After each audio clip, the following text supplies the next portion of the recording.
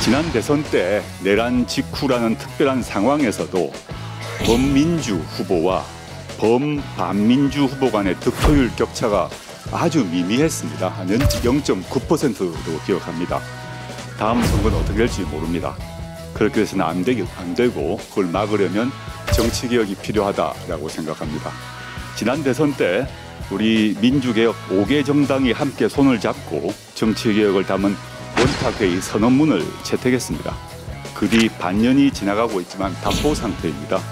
조국혁신당 어느 누구도 저에게 전화를 하거나 만나서 이야기한 적이 없습니다. 그럼에도 불구하고 저에 대해서 부정적인 인터뷰를 한 조국혁신당의 의원이 있었습니다. 저는 굉장히 유감이라고 생각합니다. 전화해서 저한테 의견을 물어보면 될 것을, 그런 것을 하지 않고 더불어민주당 정청래 대표가 정치개혁에 대한 의지가 없는 것처럼 그렇게 비춰지도록 하는 것은 대단히 유감스럽다라는 말씀을 드리고, 앞으로는 그런 일이 없었으면 좋겠습니다.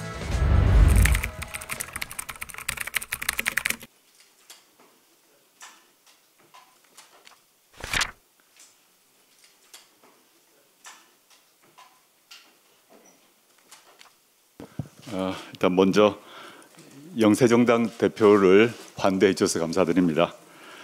정청래 대표님 다시 뵙게 돼서 반갑고요. 공적인 걸 떠나 사적으로도 제가 정치하기 전부터도 정 대표님 제가 좀 존경하고 사랑하는 사이였는데 이렇게 뵙게 되었습니다. 지난해 사실은 총선 끝나고 저희가 정 대표님을 저희 당 당선자 워크숍에 초청을 했습니다. 그때 참 피가 되고 살이 되는 조언을 많이 주셨고 지금도 저희 당 의원들이 그때 그 가르친 교훈에 아주 여전히 감사하고 있고 많은 도움이 된다, 의정활동에 마음이 도움이 된다는 얘기를 많이 하십니다. 그리고 12월 3일에 내란 터지고 국회 앞에서 광장에서 모두 같이 손잡고 어깨 걸고 윤석열 탄핵을 외쳤습니다. 그때 우리 모두 동지였고 한 배를 탄 운명 공동체였다 생각하고 있습니다. 민주당이 앞장서고 또 혁신당이 뒤따르고 이러면서 내란을 막아냈고 또 힘을 합쳐서 이재명 정부를 수립했다 생각합니다. 좀 감격스러운 일이고요. 다들 너무나 아시다시피 더불어민주당이 제1당이자 여당입니다. 또 게다가 저보다 정치 선배시고 정치를 훨씬 더 많이 하시고 경험도 두터운 우리 정청래 대표님이 민주당을 이끌고 계셔서 저는 참으로 다행이다 생각하고 있습니다. 저는 이재명 정부의 성공은 특정 정당의 문제가 아니라고 생각합니다. 대한민국이 현재의 그 선진국 위상을 유지하면서 또 재도약하느냐 아니면 지체 또는 후퇴하느냐 이런 문제이라고 생각합니다. 만에 하나 내란 세력이 재집권하는 일이 있다면 우리는 모두 큰 죄를 짓는 것이라고 생각하고요. 상상하기도 싫은 대한민국의 비극이라고 생각합니다. 이재명 정부의 성공, 민주개혁정부의 재집권을 위해서 조국혁신당은 어느 누구보다 앞서서 뛸 것입니다. 그리고 이와 별도로 정 대표님께 요청 하나 좀 말씀드리고자 합니다. 짐작하시겠지만 정치개혁 말씀입니다. 지난 대선 때 내란 직후라는 특별한 상황에서도 범민주 후보와 범반민주 후보 간의 득표율 격차가 아주 미미했습니다. 한 0.9%로 기억합니다. 다음 선거는 어떻게 될지 모릅니다. 그렇게 해서는 안 되고 그걸 막으려면 정치개혁이 필요하다라고 생각합니다. 지난 대선 때 우리 민주개혁 5개 정당이 함께 손을 잡고 정치개혁을 담은 원탁회의 선언문을 채택했습니다. 그 뒤 반년이 지나가고 있지만 답보 상태입니다. 이건 누가 손해보고 누가 이익보고 이런 문제가 아니라고 생각하고요. 국회가 그리고 정치권이 모두 힘을 합해서 해결해야 될 일이라고 생각합니다. 정치개혁이 되면 우리 모두 특히 국민에게 이익이다라고 생각하고 이를 기초로 내란 세력과 극우 세력을 격퇴시킬 수 있다 생각합니다. 들으셨겠습니다만 어제 저희 당을 예방해 주신 그 우상호 정무수석님도 이재명 대통령께서는 정치개혁 논의를 지지한다고 말씀을 하셨습니다. 바쁘시겠지만 늦지 않은 시점에 정치개혁을 위한 운전대를 정청래 대표님께서 손수 잡아주시길 희망합니다. 감사합니다. 조국 대표님 감사합니다. 이어서 정청래 당대표의 발언이 있겠습니다. 네, 먼저 조국 혁신당 신임 당대표로 조국 대표께서 선출되신 것을 축하드립니다. 저는 조국 혁신당의 출범의 즈음에서 따로 또같이라는 말을 썼었습니다. 각자 위치에 따라서 최선을 다하자라는 뜻이었습니다.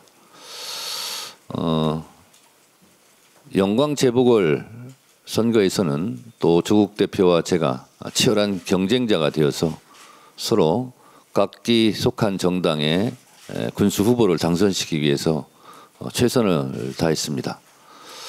저는 제 지역구처럼 10여 차례 이상 영광 군수 재보궐 선거 승리를 위해서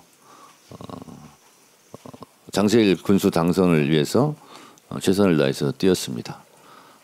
당선 이후에 당선 사례까지 제가 장세일 군수랑 같이 다니면서 영광 전역을 누볐던 기억이 납니다.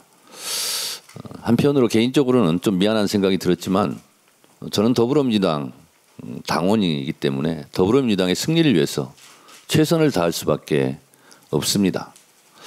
아마도 내년 지방선거도 그러하지 않을까 저는 그렇게 생각을 합니다. 더불어민주당의 승리를 위해서 이재명 정부의 성공을 위해서 저는 더불어민주당의 당대표로서 자고면하지 않고 최선을 다하겠다는 말씀을 드립니다. 그렇지만 또 우리가 같이 해야 되는 과정도 있었습니다. 무도한 윤석열 검찰 독재 정권을 무너뜨리고 그리고 비상계엄과 내란을 극복하는 과정에서는 또 굳건히 손잡고 동지적 연대감을 형성해서 함께 싸워왔습니다.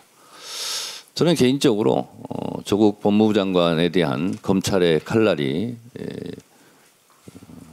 어목할 때 저는 서초동 서초항쟁의 무대에 올라서 조국 법무부 장관을 엄호하기도 했습니다.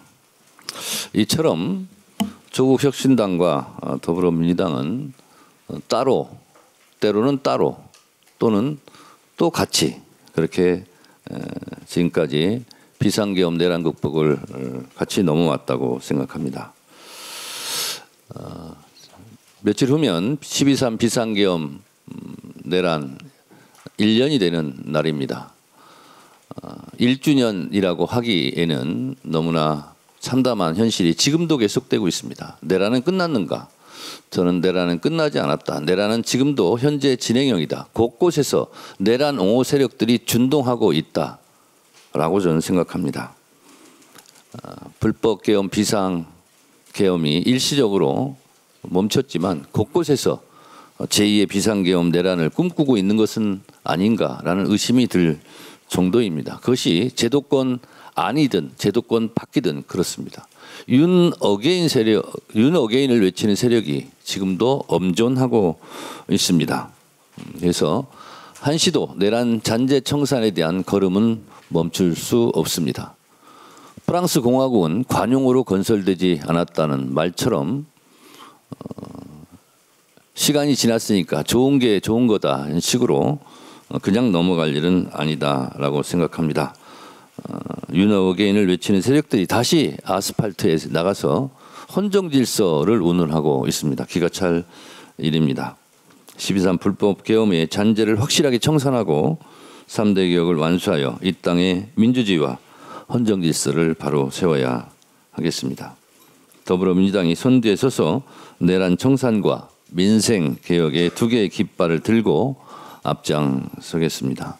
조국 혁신당도 그 옆자리에 있을 것이라고 생각합니다. 조국 대표께서 말씀하신 정치 개혁에 관련해서 말씀드리겠습니다. 조국 혁신당 어느 누구도 저에게 전화를 하거나 만나서 이야기한 적이 없습니다. 정치 개혁에서.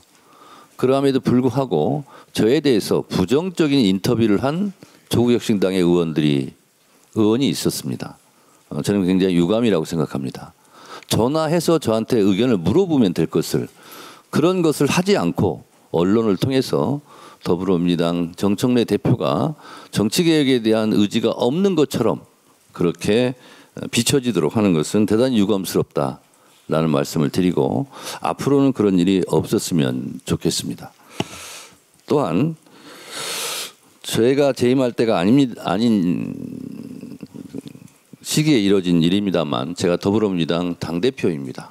그래서 제기해 주신 여러 가지 제 문제에 대해서는 앞으로 정개특위에서 정개특위가 구성되면 충분히 논의해서 그리고 합의 가능한 부분을 도출해낼 수 있을 것이다 생각합니다. 방금 저희 비공개 최고위원회에서도 원내에서 정개특위에 대한 보고를 해 주셨습니다. 그래서 제가 정치개혁 등 포함해서 지구당 부활 문제 포함해서 정개특위를 가동할 수 있도록 힘써 달라라는 부탁을 했습니다. 제 개인의 생각이 중요한 것이 아니라 정치개혁의 과제는 여야가 정개특위에서 합의를 해야 되는 상황인 것만큼 그 과정에서 제 생각을 포함해서 더불어민주당의 생각도 아마 충분히 의견을 피력하리라 생각합니다. 다시 한번 조국혁신당 신임 당대표로 선출되신 조국 대표님을 축하드리고 환영합니다. 감사합니다. 고맙습니다. 예, 감사합니다. 여기까지 공개.